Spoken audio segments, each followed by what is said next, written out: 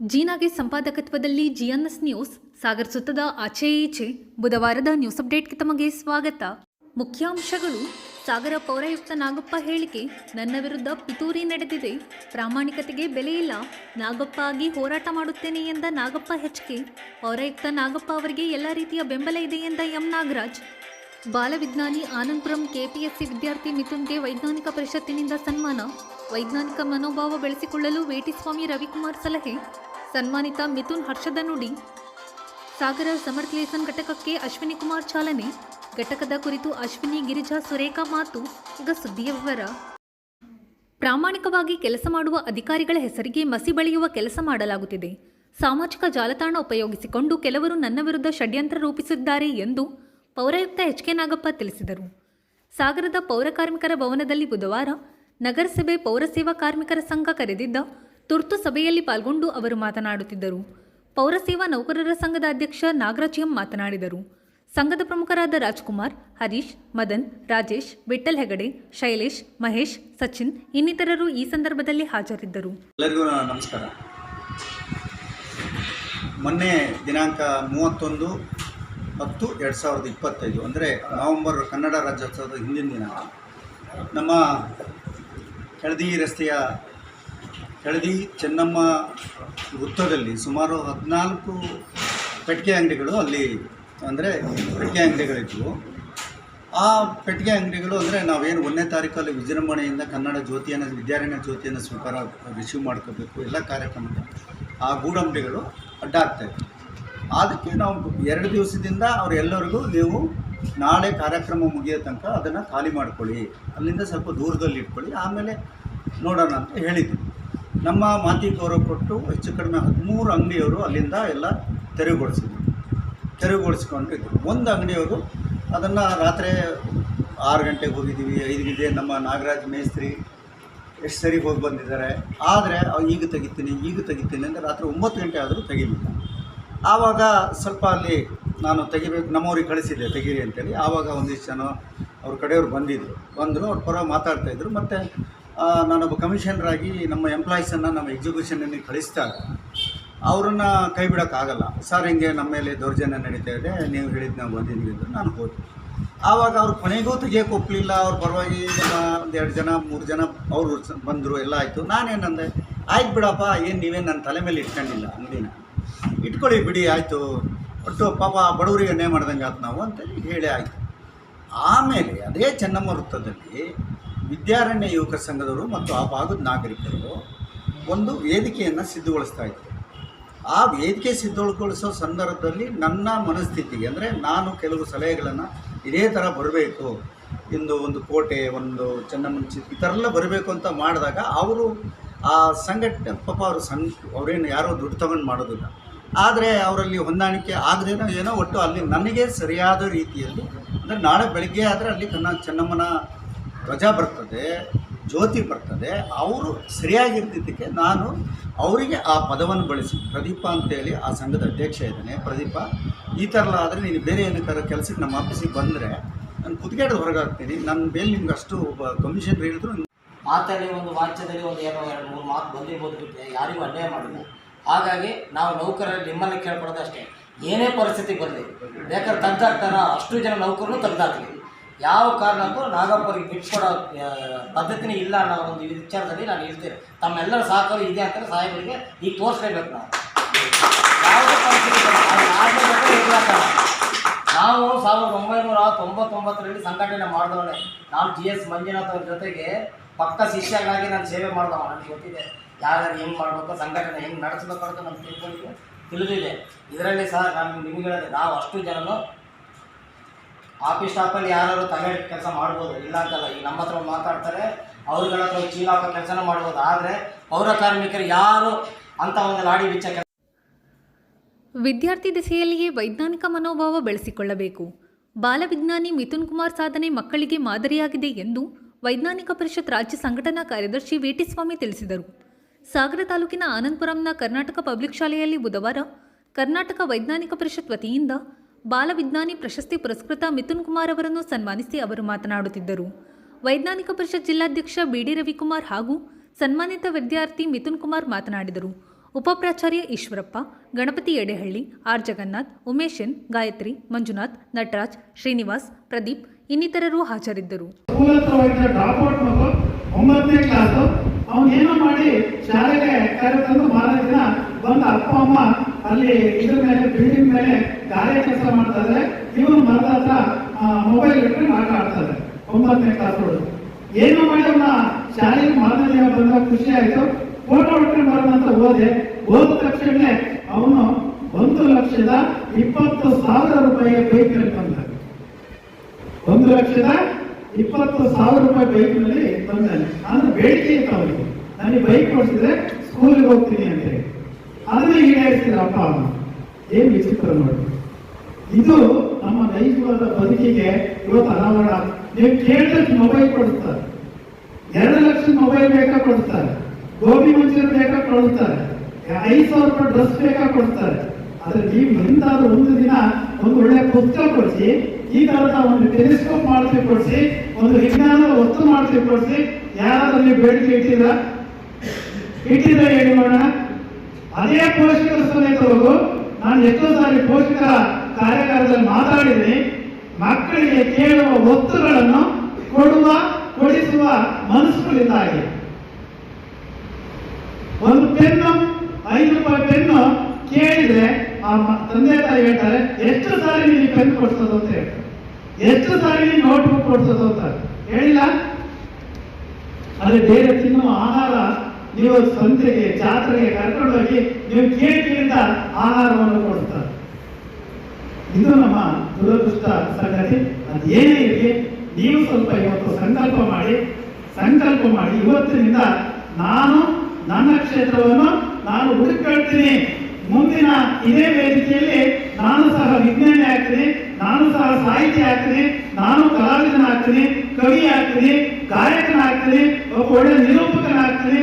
ಈ ತರದ ಮನಸ್ಸನ್ನ ಇಟ್ಕೊಂಡು ನೀವೇ ಬರಬೇಕು.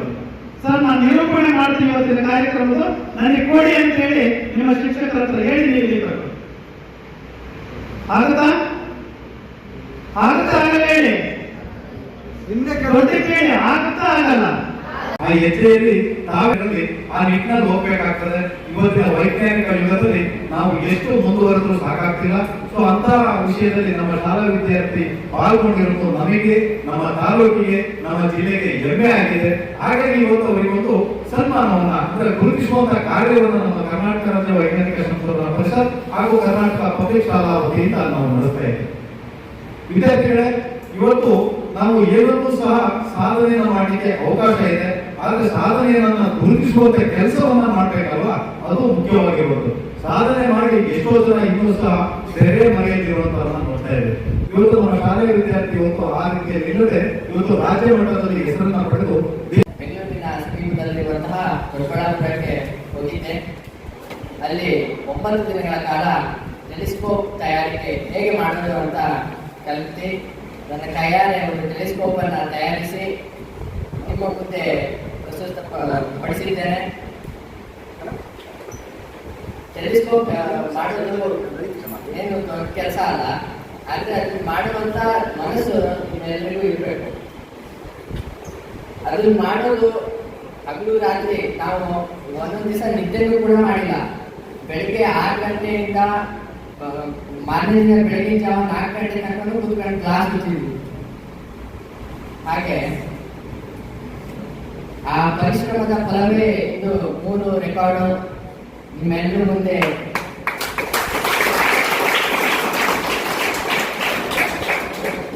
ನಿಮ್ಮ ಎಲ್ಲರ ಮುಂದೆ ನಾನು ಹೀಗೆ ನಿಂತ್ಕೊಳ್ಳಕ್ಕೆ ಸಾಧ್ಯ ಆಯಿತು. ನಮ್ಮ ಗೌರವಾನ್ವಿತ ರಾಜ್ಯದ ರಾಜ್ಯಪಾಲರಾದ ತಾವರ್ಚಂದ್ ಗೆಹ್ಲೋಟ್ ಅವರಿಂದ ಈ ಮೆಡಲ್ ಅನ್ನು. ಸಾಮಾಜಿಕ ಚಟುವಟಿಕೆಗಳನ್ನು ನಡೆಸಲು ವಿವಿಧ ಸಂಘಟನೆಗಳ ಅಗತ್ಯ ಇದೆ. ಲಯನ್ಸ್ ರೋಟರಿ ಜೊತೆ ಸಾಗರಶ್ರೀ ಸಮರ್ಥ್ ಲೀಸನ್ ಸಹ ಸಮಾಜಮುಖಿ ಸಂಸ್ಥೆಯಾಗಿದೆ ಎಂದು ಶೃಂಗೇರಿ ಶಂಕರಮಠದ ಧರ್ಮದರ್ಶಿ ಅಶ್ವಿನಿ ಕುಮಾರ್ ತಿಳಿಸಿದರು. ಸಾಗರದ ಶೃಂಗೇರಿ ಶಂಕರಮಠದ ಭಾರತೀ ತೀರ್ಥ ಸಭಾಭವನದಲ್ಲಿ ಮಂಗಳವಾರ ಸಾಗರಶ್ರೀ ಸಮರ್ಥ್ ಲೀಸನ್ ಸ್ಥಳೀಯ ಘಟಕವನ್ನು ಉದ್ಘಾಟಿಸಿ ಅವರು ಮಾತನಾಡುತ್ತಿದ್ದರು. ಸಮರ್ಥ್ ಲೀಸನ್ ರಾಷ್ಟ್ರ ಉಪಾಧ್ಯಕ್ಷೆ ಸುರೇಖಾ ಮುರಳೀಧರ್ ಮಾತನಾಡಿದರು. ಗಿರಿಜಾ ರಾಮಚಂದ್ರ ಕಾರ್ಯಕ್ರಮದ ಅಧ್ಯಕ್ಷತೆ ವಹಿಸಿದ್ದರು. ವೇದಿಕೆಯಲ್ಲಿ ಪ್ರೇಮಾ ಹೆಗಡೆ, ಸುಜಾತ ಎಂಎಚ್, ಶೈಲಾ, ಸುವರ್ಣ, ಭಾನುಶ್ರೀ, ಜ್ಯೋತಿ ಎಂಕೆ, ಸುಜಾತ ವಸಂತ್, ಸುವರ್ಣ, ನಾಗಶ್ರೀ, ಕೌಶಿಕ್ ಕಾನ್ಗೋಡು, ಗೋಪಿ ದೀಕ್ಷಿತ್, ಮಾಸನಂಜುಂಡಸ್ವಾಮಿ, ಪ್ರಭಾವತಿ ಇನ್ನಿತರರು ಹಾಜರಿದ್ದರು. ಆದರೆ ವ್ಯತ್ಯಾಸ ಒಂದೇ ವ್ಯತ್ಯಾಸ ಏನಪ್ಪ ಅಂದರೆ ಅದು ಇಲಿನಾಯ್ಸಲ್ಲಿ ಅಮೆರಿಕದ ಇಲಿನಾಯ್ಸಲ್ಲಿ ಶಿಕಾಗೋದಲ್ಲಿ ಲಯನ್ ಸಂಸ್ಥೆ ಪ್ರಾರಂಭ ಆಗಿದೆ. ಆದರೆ ಈ ಸಂಸ್ಥೆ ಭಾರತೀಯ ಮೂಲದ ಸಂಸ್ಥೆ, ಕೊಚ್ಚಿನಿನ ಸಂಸ್ಥೆ. ಆದಿಶಂಕರಾಚಾರ್ಯ ಹುಟ್ಟಿದ್ದಾರೆ. ಈ ದೇಶಕ್ಕೆ ಒಂದು ಅದ್ಭುತವಾದ ಒಂದು ಸಂದೇಶವನ್ನು, ಯಾಕೆ ಸನಾತನ ಧರ್ಮಕ್ಕೆ ಇಡೀ ಮನುಕುಲಕ್ಕೆ ಸಂದೇಶ ಕೊಟ್ಟಂಥ ಒಂದು ಜಾಗದಿಂದ ಕೊಚ್ಚಿನ ಕಾಲಕ್ಕೆ ಭಾಳ ದೂರ ಇಲ್ಲ. ಅಲ್ಲಿಂದ ಒಂದು 12 ಕಿಲೋಮೀಟರ್ ದೂರದಲ್ಲಿ ಕಾಲಕ್ಕೆ ಶಂಕರರ ಜನ್ಮಸ್ಥಳ. ಹಾಗಾಗಿ ಒಂದು ಒಳ್ಳೆಯ ಜಾಗದಲ್ಲಿ, ಒಳ್ಳೆಯ ಸಂದರ್ಭದಲ್ಲಿ, 90 ಒಳ್ಳೆಯ ಇಸ್ವಿ ಒಳ್ಳೆಯ ಸಂದರ್ಭದಲ್ಲಿ ಈ ಸಂಸ್ಥೆ ಸ್ಥಾಪನೆ ಆಗಿದೆ. ಅದನ್ನು ಒಂದು ಸಂಗತಿಯನ್ನು ಹೇಳಿದ್ರು. Junior chamber, senior chamber. Senior chamber 40 ವರ್ಷದ ಮೇಲ್ಪಟ್ಟವರಿಗೆ ಇರುವಂಥದ್ದು ಅಂತ ಹೇಳಿ. ಹಾಗಾಗಿ 40 ವರ್ಷದ ಮೇಲ್ಪಟ್ಟವರಿಗೆ ಅಂತ ಹೇಳಿದ್ರೆ ಸ್ವಲ್ಪ ಅವ್ರು ದೇಹದಲ್ಲೂ ಆಗಿರ್ತಾರೆ, ಬುದ್ಧಿನೂ ಆಗಿರ್ತಾರೆ. ಹಾಗಾಗಿ ಅವರಿಗೆ ಕೆಲಸ ಮಾಡುವಂಥ, ಸಮಾಜ ಸೇವೆ ಮಾಡುವಂಥ ಒಂದು ಅವಕಾಶವೂ ಅವರಿಗೆ ಸಿಗ್ತಾ ಹೋಗ್ತದೆ. ಅಂಥ ಒಂದು ಸಂಸ್ಥೆಗೆ ಇವತ್ತು ಸಾಗರದಲ್ಲಿ ಆಗಿದೆ ಅಂತ ಹೇಳಿದ್ರೆ ಭಾಳ ಸಂತೋಷ ಪಡಬೇಕಂತ ಸಾಗುತ್ತೆ. ಅದರಲ್ಲಿ ಪ್ರೇಮಾ ಹೆಗಡೆ ಅವರ ಪಾತ್ರ ಭಾಳ ಪ್ರಮುಖವಾದಂಥ. ಅವರು ಸ್ವಲ್ಪ ನನಗೆ ಹೇಳಿದ್ರು ಹೇಳಿ ನಾನು ನಂಜುಂಡಸ್ವಾಮಿ ವಾಸ. ಯಾಕೆ ನಾನು ಒಂದು ಸಂಸ್ಥೆ ಜವಾಬ್ದಾರಿ ನನಗೆ ಇರೋದ್ರಿಂದ ಮತ್ತೆ ಇನ್ನೊಂದು ಕಡೆ ನನಗೆ ಹೋಗಿ ಕಷ್ಟ ಆಗ್ತದೆ ಅಂತ ಹೇಳಿ ಗಾಡಿ ಪ್ರೇಮಾ ಹೆಗಡೆ ಬಿಡಲೇ ಇಲ್ಲ. ನಂಜುಂಡಸ್ವಾಮಿ ಅವ್ರ ಸ್ವಭಾವ ಹೇಗೆ ಪ್ರೇಮಾ ಹೆಗಡೆ ಅವರು ಹಾಕಲಿಕ್ಕೆ ಬಹಳ ಒಂದು ಒಳ್ಳೆಯ ಕೆಲಸವನ್ನು ಮಾಡಿದ್ದಾರೆ. ಹಾಗೆ ಮ್ಯಾಚಿಂಗ್ ಗ್ರಾಂಟ್ಸ್ ಅಂತ ಹೇಳುವಂಥ ಉಳಿದವರು ಪ್ರಸ್ತಾಪವನ್ನು ಮಾಡಿದರು. ನಾನು 2,000 ರೂಪಾಯಿ ಹಾಕಿದರೆ ಇನ್ನು 2,000 ರೂಪಾಯಿ ನಮ್ಮ ಇದರಿಂದ ಕೊಡ್ತಾರೆ ಅಂತ ಒಂದು ಸಂಸ್ಥೆಯಿಂದ. ಅದೊಂದು ಒಳ್ಳೆಯ ಕಾನ್ಸೆಪ್ಟ್. ನಮ್ಮ ಲೈಫ್ಸಲ್ಲಿ ನಾವು ಮಾಡ್ತೇವೆ. ನಾವು LCFಗೆ ನಾವು ಕೊಡ್ತೇವೆ. LCFಗೆ ನಾವು 1,000 ಕೊಟ್ಟು ನಾನು ಇವತ್ತು PNDF ನಾನು 2,000 ಕೊಟ್ಟಿದ್ದೇನೆ. ನಾನು ಈಗ PNDF ಆಗಿದ್ದೇನೆ ಲೈಫ್ಸಲ್ಲಿ. ಇದರಿಂದ ನಮ್ಗೆ ಏನಪ್ಪ ಅನುಕೂಲ ಅಂತ ಹೇಳಿದ್ರೆ, ನಮ್ಗೆ ಇಂಟರ್ನ್ಯಾಷನಲಿಂದ ಇವತ್ತು ನಾನು ನಂಜುಂಡಸ್ವಾಮಿ ಹತ್ರ ನಮ್ಮ ಲೈಫ್ ಬಗ್ಗೆ ಎಷ್ಟು ವರ್ಷದಿಂದ ನಾನು ಪ್ರಸ್ತಾಪ ಮಾಡ್ತಾ ಇದ್ದೀನಿ. ನಾವು ಇವತ್ತು ಹೆಚ್ಚು ಕಡಿಮೆ ನಾವು ಇವತ್ತು ಒಂದು ಕೋಟಿ ರೂಪಾಯಿ ನಾವು ಇವತ್ತು ಇದು ಯಾವ್ದಾದ್ರು ಒಂದು ಪರ್ಮನೆಂಟ್ ಪ್ರಾಜೆಕ್ಟನ್ನು ನಾವು ಮಾಡಿದರೆ 1 ಕೋಟಿ ರೂಪಾಯಿ ನಾವು ತರಿಸ್ತೀವಿ. 2 ಹಂತದಲ್ಲಿ 2 ಕೋಟಿ ರೂಪಾಯಿ ತರಿಸುವಂಥ ಇದು ನಮ್ಮ ಎಲ್ಲರೂ ಸಮಾಜ ಸೇವೆಯಲ್ಲಿ ತೊಡಗಿದ್ದಾರೆ. ಜನಸೇವೆ ಅನ್ನೋದು ಎಲ್ಲರಿಗೂ ಮನಸ್ಸಿಗೆ ನಾನು ಮಾಡ್ತಾ ಇರೋದು ಅದೇ. ನಾನು 12 ವರ್ಷದಲ್ಲಿ 13 ವರ್ಷದಲ್ಲಿ ನಮ್ಮ ಸ್ವಸಹಾಯ ಸಂಘಗಳು ಮಾಡ್ತಾ ಇದ್ದಾರೆ. 15 ಸ್ವಸಹಾಯ ಸಂಘಗಳ ಅವರೇ ಕಾರ್ಯಕ್ರಮಗಳು ಅಂತ ನಾವು ಪ್ರತಿ ವರ್ಷದ ನಾವು ಕೆಲಸ ಮಾಡ್ತಾ ಇದ್ದೀವಿ. ನಾವು ಮಾತ್ರ ಮಾಡ್ತೀವಿ. ಅಂದರೆ 15 ಸಂಘಗಳ ಸದಸ್ಯರಿಗೆ ಒಂದೇ ಕುಟುಂಬದವರಿಗೆ ನಾವು ಎಲ್ಲರದೇ ಮಾಡಿ ಈ ಆಧಾರಕ್ಕೆ ನಾವು ಒಂದೊಂದಾದ ಕೆಲಸ ಮಾಡ್ತೀವಿ. ನಿಜಕ್ಕೂ ಇದು ನಾನು ಹೆಚ್ಚಿಗೆ ಮಾತಾಡ್ತೀವಿ ಗೊತ್ತಿಲ್ಲ. ಆದರೆ ಫಸ್ಟಾಗಿ ಗೊತ್ತಾಗಿದೆ ಇದು ಸಾಮಾಜಿಕ ಸೇವೆ, ಜನಸೇವೆ ಅನ್ನೋದು ಖಂಡಿತ ನನಗೆ ಒಳ್ಳೆ ಕೆಲಸ ಅಂತ ಅನಿಸ್ತಾ ಇದೆ. SCI ಸಂಸ್ಥೆ ಸಾಗರದ ಮಟ್ಟಿಗೆ ಸ್ವಲ್ಪ ಹೊಸದಿಂದ ನಾನು ಭಾವಿಸಿದ್ದೇನೆ. ಹೆಸರು ಸೂಚಿಸುವ ಹಾಗೆ SCI ಅಂದರೆ ಸೀನಿಯರ್ ಚೇಂಬರ್ ಇಂಟರ್ನ್ಯಾಷನಲ್ ಅಂತ ಒಂದು ಇಂಟರ್ನ್ಯಾಷನಲ್ ಸಂಸ್ಥೆ. ಕೌಶಿಕ್ ಅವರು ನಮ್ಮ ವೇದಿಕೆಗೆ ಕರೆಯುವಾಗ ತುಂಬ ಸ್ಥೂಲವಾಗಿ ನಮ್ಮ ಕಾರ್ಯಕ್ರಮದ ಬಗ್ಗೆ ಅತ್ಯಂತ ಸಂಕ್ಷಿಪ್ತವಾಗಿ ಪರಿಣಾಮಕಾರಿಯಾಗಿ ಹೇಳಿದರು. ಒಂದು ಅಂತಾರಾಷ್ಟ್ರೀಯ ಸಂಸ್ಥೆ ಅಂತ ಹೇಳಿದರೆ ಬಹಳಷ್ಟು ಅಂತಾರಾಷ್ಟ್ರೀಯ ಸಂಸ್ಥೆಗಳನ್ನು ನೋಡಿದೆ. ಎಲ್ಲ ಅಂತಾರಾಷ್ಟ್ರೀಯ ಸಂಸ್ಥೆಗಳು ವಿದೇಶದಲ್ಲಿ ಜನಿಸಿ ತಮ್ಮ ಕಾರ್ಯವನ್ನು, ತಮ್ಮ ಸೇವಾ ಚಟುವಟಿಕೆಗಳನ್ನು ಭಾರತೀಯ ಮಾಡೋದು ನೋಡಿದ್ದೇವೆ ನಾವು. ಆದರೆ ನಮ್ಮ ಸಂಸ್ಥೆಯ ಒಂದು ಹಿರಿಮೆ ಅಥವಾ ಒಂದು ಗರಿಮೆ ಅಂತ ಹೇಳಿದ್ರೆ ಸೀನಿಯರ್ ಚೇಂಬರ್ ಇಂಟರ್ನ್ಯಾಷನಲ್ ಭಾರತದಲ್ಲೇ ಜನಿಸಿ ಇಂದು ವಿಶ್ವಾದ್ಯಂತ ತನ್ನ ಪಸರಿಸಿದೆ, ತನ್ನ ಕಾರ್ಯಕ್ಷೇತ್ರವನ್ನು ಅಲ್ಲೆಲ್ಲವೂ ಕೂಡ ಮಾಡಿದೆ. ಉದಾಹರಣೆಗೆ ಆಸ್ಟ್ರೇಲಿಯಾ ಇರ್ಬೋದು, UAE ಅರಬ್ ಕಂಟ್ರೀಸ್ಗಳಲ್ಲಿರ್ಬೋದು, ಅಮೆರಿಕಾದಲ್ಲಿರ್ಬೋದು, ಈಗ ಕೆನಡಾದಲ್ಲಾಗಿದೆ, ಶ್ರೀಲಂಕಾದಲ್ಲಿ ಈ ವರ್ಷದಲ್ಲಿ ನಾಳೆ ಇನ್ನೊಂದು ಬಾರಿಗೆ ಇನ್ಸ್ಟಾಲೇಷನ್ ಆಗ್ತಾ ಇದೆ, ಬ್ಯಾಂಕಾಕ್ ಇದೆ. ಹೀಗೆ 10 ಹಲವಾರು ದೇಶಗಳಲ್ಲಿ ನಮ್ಮ ಸಂಸ್ಥೆ ತನ್ನ ಕಾರ್ಯಚಟುವಟಿಕೆಗಳನ್ನು ಮಾಡ್ಕೊಂಡು ಬರ್ತಾ ಇರ್ತಕ್ಕಂಥದ್ದು. ನಿಮಗೆ ಎಲ್ಲರಿಗೂ ಅನಿಸ್ಬೋದು ಬೇರೆ ಬೇರೆ ಸಂಸ್ಥೆಗಳು ಬಹಳಷ್ಟು ಇದೆ, ಎಲ್ಲದೂ ಮಾಡೋಕ್ಕೆ ಸೇರಿ ಮತ್ತು ಈ ಒಂದು ಸಂಸ್ಥೆ ಯಾಕೆ ಹುಡ್ಕೊಳ್ತು ಅಂತ. ಮೊಟ್ಟ ಮೊದಲಿಗೆ JCI ಜೂನಿಯರ್ ಚಾಂಬರ್ ಇಂಟರ್ನ್ಯಾಷನಲ್ ಅಂತಕ್ಕಂಥ ಒಂದು ಅಂತಾರಾಷ್ಟ್ರೀಯ ಸಂಸ್ಥೆ ಅಮೆರಿಕದಲ್ಲಿ ಹುಟ್ಟಿ ತನ್ನ ಎಲ್ಲವನ್ನ ಕ್ಷೇತ್ರಗಳನ್ನ ಭಾರತದಲ್ಲಿ ಕಾರ್ಯಕ್ಷೇತ್ರ ಮಾಡ್ತಾ ಇತ್ತು. ಅದು 40 ವರ್ಷ ಆದ ನಂತರದವರಿಗೆ ಜವಾಬ್ದಾರಿ ಸ್ಥಾನಗಳು ಅಂದರೆ ಅಡ್ಮಿನಿಸ್ಟ್ರೇಟಿವ್ ಲ್ಯಾಡರ್ ಅಂತ ಕರಿತೀವಿ, ಅಲ್ಲಿ ಹುದ್ದೆಗಳನ್ನು ತೆಗೆದುಕೊಳ್ಳಿಕ್ಕೆ ಸಾಧ್ಯ ಇರಲಿಲ್ಲ. ಅದು ಹೆಸರೇ ಸೂಚಿಸುವ ಹಾಗೆ ಜೂನಿಯರ್